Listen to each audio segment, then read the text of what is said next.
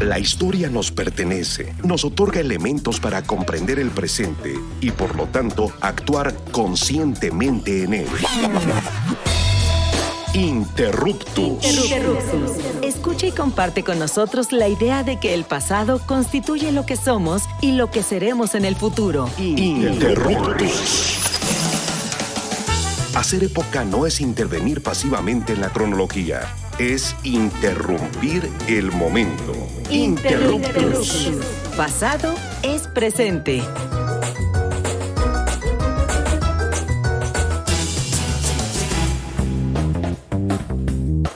Hola, les damos la bienvenida a Interruptus, Pasado es Presente, su programa favorito de divulgación y reflexión sobre la historia. El día de hoy abordaremos un tema actual en nuestro país y en el mundo, que es la migración y su impacto en el México de estos momentos. Les habla Augusto Mote, y antes de pasar a nuestra conversación del día de hoy, quiero saludar a Carla y a Misael. ¿Cómo están, chicos? Hola, muy bien, muy contenta de tener esta conversación aquí en Interruptus. Sí, pues ya estamos en el estudio B del Instituto Mexicano de la Radio para otra emisión más, así que vamos a comenzar. Pues bueno, hoy vamos a conversar, vamos a romper un poquito el esquema tradicional de Interruptus, no vamos a hablar tanto de historia, pero por supuesto, como ya lo decía Augusto, vamos a comentar sobre un problema actual, una situación del presente que también se puede abordar evidentemente desde las ciencias sociales en general. Y para ello vamos a conversar con Luz Helena Rodríguez Tapia. Ella es maestra en estudios de población por el Colegio de la Frontera Norte. Ella es egresada de la licenciatura en Sociología de la UNAM. Y bueno, entre muchos de los temas que ha trabajado, pues tienen que ver justamente con procesos de inmigración, extranjería, situación también de políticas migratorias, de mercados laborales, sociodemografías, toda una serie de temas que pues justamente van abordando, redondeando la cuestión de la migración. Y bueno, ha tenido distintos tipos de participaciones en organismos internacionales vinculados con la ONU, y en la actualidad pues está estudiando el doctorado en estudios de población en el Colegio de México, el Colmex. Y bueno, estás haciendo tu tesis de doctorado, así que bienvenida, Luz, a los micrófonos de Interruptus y del Instituto Mexicano de la Radio. ¿Cómo estás? Muy bien, primero quiero agradecerles por la invitación. Estoy muy contenta de estar aquí en esta mesa con ustedes. Y pues saludo a toda la audiencia que nos acompaña. Muy bien, gracias. Y bueno, pues a mí me gustaría que inicialmente nos ayudes a entender el fenómeno migratorio actual en nuestro país, ¿no? A grandes rasgos, pues, ¿cuáles son algunas de las causas de por qué miles de personas han llegado a México en los últimos años? Bueno, a veces de regiones muy remotas, inclusive del continente africano, asiático. Platícanos un poquito de eso. Ok, bueno, pues como su programa lo dice, aunque yo soy demógrafa y estudio un poco más como el fenómeno actual, en realidad esto tiene que ver con pasado es presente, ¿no? Con la historia y cómo se vincula a una dinámica regional, ¿no? Y la localización de México en esa dinámica regional de Norteamérica. Resulta que México es vecino de Estados Unidos, que es un país desarrollado, que necesita mano de obra y que durante muchos siglos, de hecho, se conformó la nación norteamericana, ¿no? Se ha conformado por muchísimas oleadas de migrantes de todos lados del mundo. Entonces, pues bueno, a raíz de ello, México ahora se ha encontrado con el hecho de que pues es el paso necesario, ¿no? Para que muchos migrantes puedan llegar por tierra hacia Estados Unidos. Y a raíz de ello, pues bueno, ha habido diferentes etapas históricas en las cuales México, pues primero fue conocido como un país de emigración, ¿no? Todos estos mexicanos que durante muchísimos años fueron a Estados Unidos, ¿no? Desde el programa Bracero en los años 60, oleadas después, ¿no? Que también con esta ida y venida de personas y trabajadores, ¿no? Que pues se necesitan políticas de control poblacional. Entonces, las políticas de control poblacional después fueron derivándose en políticas migratorias. Y bueno, ahora lo que sucede también es que llegan personas desde otros países, desde diferentes locaciones, y pues se enfrentan a esas políticas poblacionales y políticas migratorias que deciden quién es la persona que es bienvenido al territorio nacional y cómo, ¿no? Como cuál va a ser el camino o la vía del acceso que te permite entrar como a territorio y ser parte de la comunidad política de ese país, ¿no? Entonces, pues bueno, a raíz de eso se han jugado como diferentes procesos con diferentes poblaciones y tipos de migración que están pasando por México. Y Y yo quisiera preguntarte acerca de este proceso más reciente que vivimos, que bueno, ya nos enfocaremos en Honduras, en el paso por la migración de personas hondureñas en nuestro país. Pero, ¿qué consideras tú como un parteaguas en este momento, ¿no? Porque creo que sí vivimos una situación que no habíamos visto, al menos en la historia reciente, y que quizá, pueda marcarse como un inicio. Yo tengo en mente las caravanas migrantes, pero ya tú nos dirás qué es lo que marca este nuevo proceso migratorio en México. Mira, yo creo que una que tiene que ver con los flujos, sí creo que las caravanas son muy importantes y es una manera de migrar, una manera organizada, ¿no? De una acción colectiva. Entonces es un tipo de migración. Pero antes de las caravanas estaba también la migración de menores no acompañados, ¿no? Que también en el 2015 fue como un hito muy importante para que se girara mucho más fuerte hacia una política de salvaguardar la soberanía nacional desde Estados Unidos, ¿no? Entonces, y digamos, dibujándolo un poco con el discurso de protección al menor. Y bueno, ahora, como una de las cosas que también se están transformando muy fuerte, que tiene que ver con las solicitudes de asilo allá y las solicitudes de refugio en México, es todas estas nuevas condiciones, por ejemplo, ambientales o de seguridad humana, que es justo en donde vienen muchas poblaciones que vienen de situaciones de guerra, de crisis, de vulnerabilidad ambiental, sociopolítica muy, muy fuertes, que no tienen nada que ver con estos actores económicos que dicen, bueno, pues me voy y trato de cruzar de manera irregular las fronteras, sino que salen por una necesidad vital. Y pues ahora, pues yo creo que la suma, ¿no? Tanto los menores como las caravanas, como las personas solicitantes de refugio y asilo, son expresión de una gran vulnerabilidad que se están viviendo en diferentes procesos sociopolíticos alrededor del mundo y que de repente se expresan de manera migratoria. Yo quería como preguntarte algo, ¿no? Sobre las políticas migratorias en México y cómo estas políticas históricamente han ido cambiando, ¿no? Sobre todo a partir de la relación de México con los Estados Unidos. ¿Qué nos puedes decir de ello? Pues mira, yo no sé si han cambiado realmente, ¿no? Yo creo que desde el siglo XIX ha habido como... se selecciona quién, ¿no? Ahí se habla de la selectividad. Quiénes son deseados, quiénes son convenientes a los proyectos de las naciones, quiénes no son tan convenientes. Entonces, pues, por ejemplo, esta cuestión contradictoria, no sé, que de darle asilo político a los españoles, a los argentinos, y al mismo tiempo se expulsa a los chinos de México, ¿no? Entonces, por un lado, es como apertura y cerrazón de ver qué migrante es la persona que le conviene más al país, ¿no? Entonces yo creo que no ha cambiado mucho del todo la política migratoria, ¿no? Siempre está, ahorita yo creo que hay una gran tensión entre la contención, que es detener los flujos que van hacia Estados Unidos, y la protección, que al final es como, bueno, si estas personas son sujetos de derechos humanos y además no pueden regresar a sus países de origen porque México tiene firmados tratados y convenios internacionales que le exigen, ¿no? como país, proteger a las personas que están en busca de protección internacional. Entonces, pues bueno, en ese sentido también reciben una partida presupuestal, ¿no? Y pues tienen que proteger a las personas que requieran esa ayuda. Vamos a hablar un poco más extenso en el siguiente segmento, pero platícanos qué pasa en Honduras.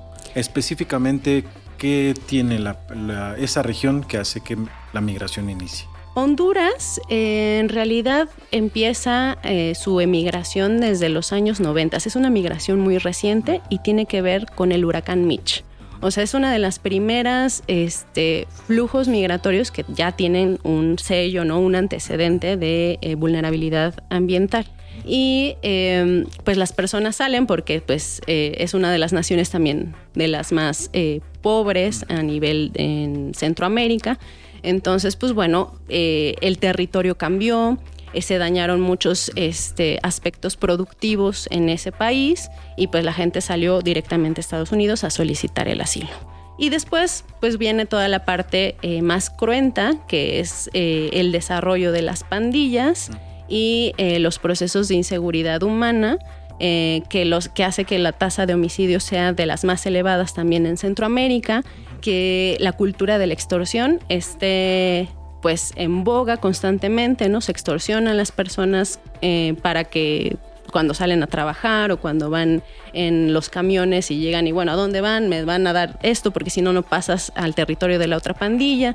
Entonces, digamos, es un país que de por sí ya vive una desprotección, ¿no? Por parte del Estado, así tal cual.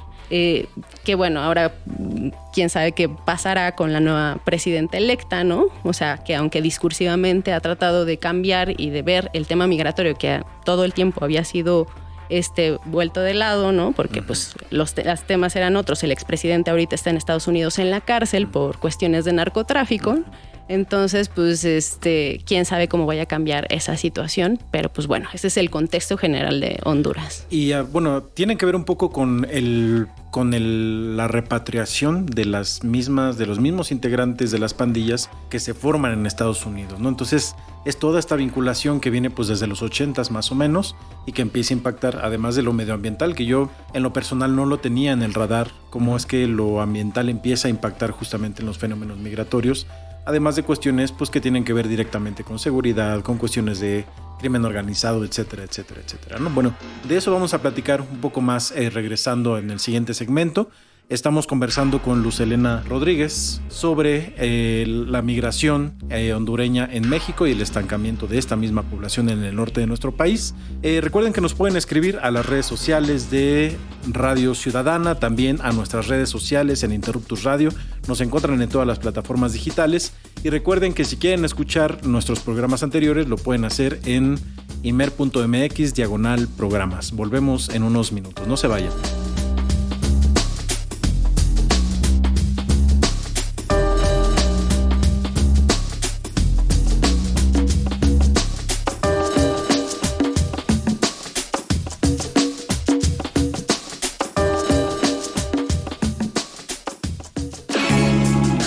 La historia es nuestra, porque la hacemos todos los días. En un momento continuamos. Interruptus. Pasado es presente.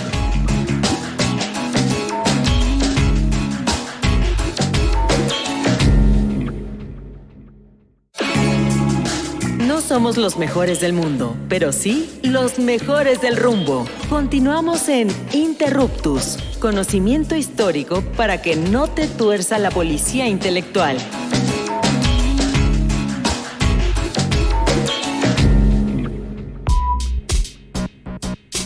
Estamos de vuelta aquí en su programa de divulgación y difusión de historia y ciencias sociales Interruptus, pasado es presente, ya de vuelta en el segundo bloque, en donde conversamos con Luz Helena Rodríguez Tapia acerca del paso de la migración hondureña por territorio mexicano. Y yo creo, y ya tú nos confirmarás, que también es imprescindible hablar de las políticas de recepción o expulsión o incluso más políticas, ¿no? En el sentido, por ejemplo, de cómo manejan el discurso anti-inmigrante en las campañas en Estados Unidos. Yo quisiera que nos platicaras un poco de cómo impacta para México esta narrativa, estos discursos anti-inmigrantes y pues también sobre todo pensando en lo que está pasando en el país del norte, en donde también están en proceso de transición presidencial y pues hay altas posibilidades de que vuelva a ganar Donald Trump para su segundo periodo presidencial. Pues desde mi punto de vista, los discursos tienen también consecuencias, ¿no? En términos, sobre todo en el último sexenio, y si no es que desde antes, ha habido como una constante amenaza por parte de, bueno, primero de Trump, que es una amenaza frontal, ¿no? Después Biden, que no es una amenaza frontal, pero que al final pues hay ciertas políticas que influyen en que se tomen ciertas decisiones hacia lo migratorio. En específico, hablemos como de este discurso que tenían ustedes, van a pagar el muro, ¿no? Hay quienes hablan de la frontera vertical mexicana. que es decir, la frontera no es este muro que vemos en Tijuana y que va hasta Mexicali, ¿no? Sino que en realidad es todo el país, porque es tan difícil acceder y cada vez se vuelve más difícil llegar al norte, o sea, pasar de Chiapas a alguna ciudad fronteriza, que pues bueno, se convierte en una frontera vertical y un poco como ustedes lo van a pagar, pues es eso, ¿no?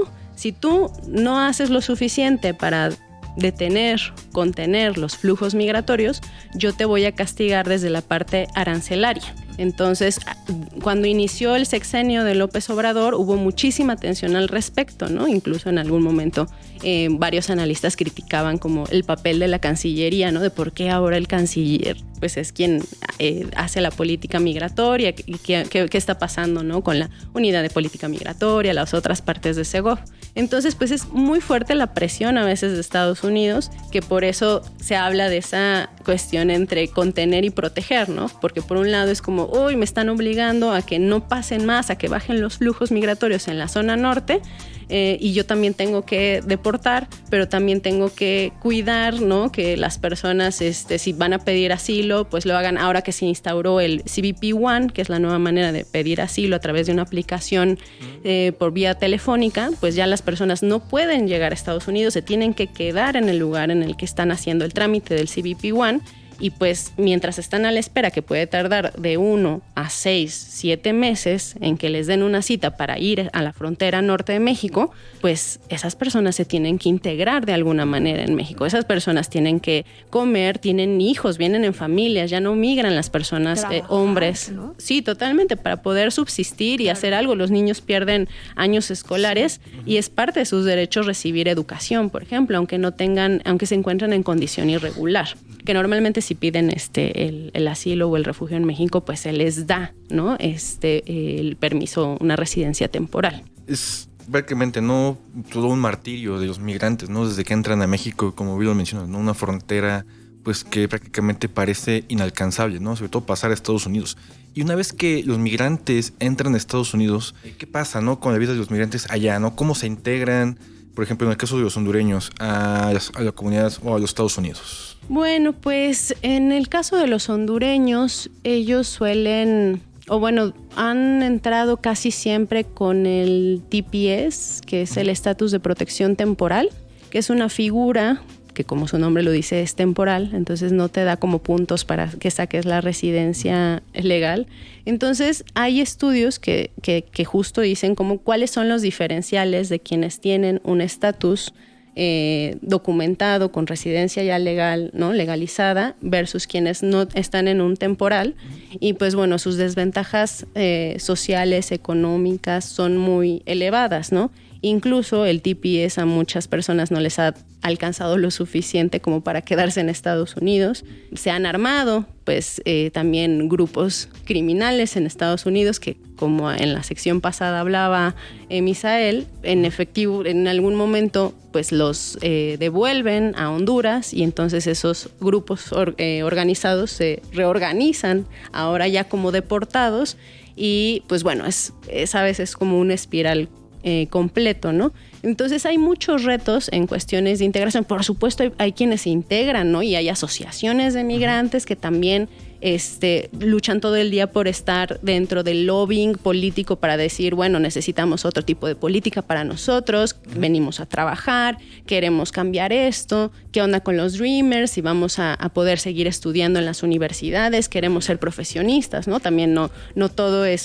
desde un aspecto de victimización, ¿no? También hay actores involucrados muy importantes en esos procesos de integración plena a la comunidad estadounidense. Y en el caso de México, ¿cómo se ve este fenómeno en el que están por varios años? Algunos, de hecho, deciden quedarse como refugiados en México, deciden ya no continuar. Y bueno, me imagino que la frontera norte, sobre todo la zona de Tijuana, es la zona de mayor presión. Pero ¿cómo se va integrando esta población? ¿Qué pasa con los hondureños, hondureñas que deciden quedarse en México? ¿Se van integrando económicamente, políticamente, culturalmente? Sí, igual hay de todo, ¿no? A mí me ha tocado trabajar con personas en situación irregular, Me ha tocado trabajar con personas que todavía están viendo qué van a hacer, ¿no? Pero ya, no, es que me quiero ir a Estados Unidos, pero ya llevan 3 años viviendo en México, pero pues el sueño americano sigue ahí. Personas que ya decidieron, optaron por solicitar el refugio o ya tienen la condición de refugiado en el país. Y pues sí se diferencia mucho, ¿no? Uno depende de las redes sociales que hayan tejido anteriormente. Entonces, por ejemplo, las y los migrantes hondureños del área metropolitana de Monterrey, que ya llevan como una década gestándose esas redes sociales, pues vienen en otras condiciones que los de Tijuana, ¿no? Que de repente llegan más a los albergues o a las asociaciones, ¿no?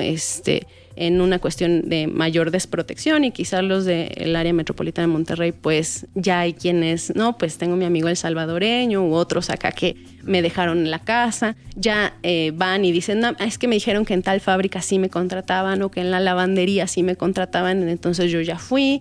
O ya dicen, no, yo ya voy a pedir el asilo porque ya sí, quizás no era lo que esperaba, pero está muy inseguro dar el paso hacia Tamaulipas, ¿no? Okay. O todavía Tijuana es un poquito más relajado en ese tema de seguridad. Pero sí hay como de todo, ¿no? Quienes han logrado también sus restaurantes, ¿no? Ya hay restaurantes de comida hondureña, ¿no? Personas restauranteras, mujeres que ahora ya también están haciendo asociaciones de migrantes mujeres que se están organizando para velar por los intereses de su comunidad, y que ya se puede empezar a ver como esos lazos de solidaridad entre ellos y ellas.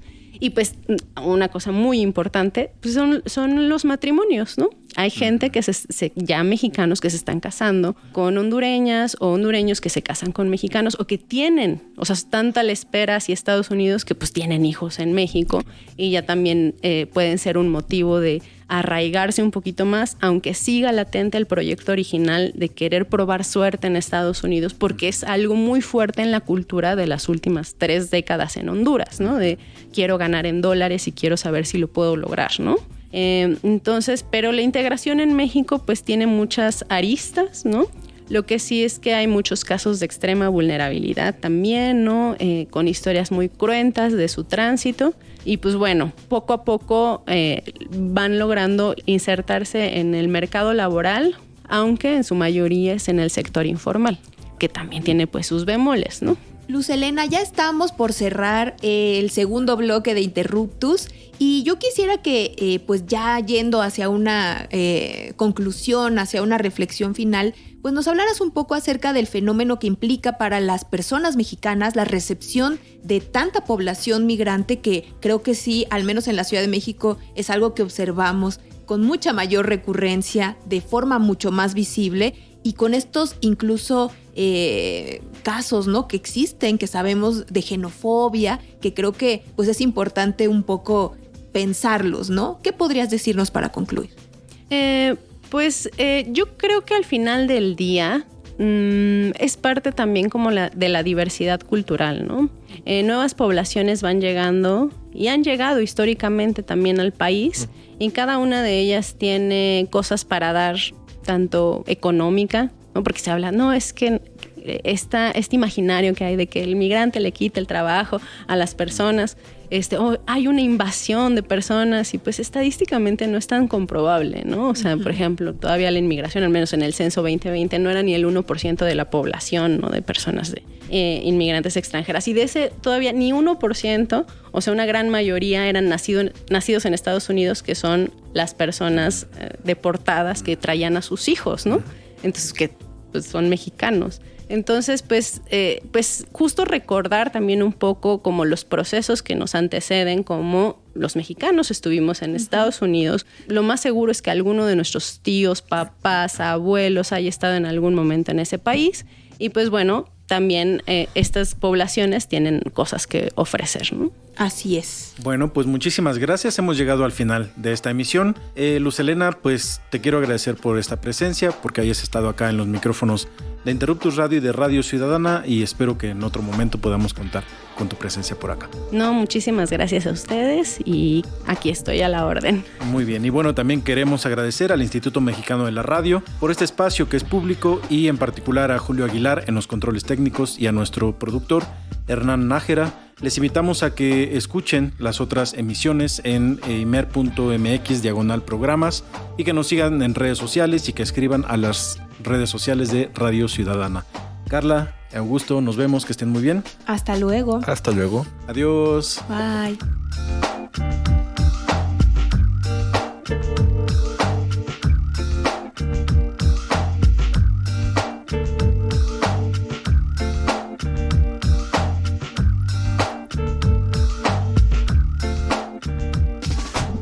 Interruptus. Los esperamos la próxima semana para seguir indagando en la diversidad cultural y social de México, desde la mirada histórica. Interruptus. Porque comprender nuestro pasado es primordial para entender nuestro presente. Interruptus. Pasado es presente.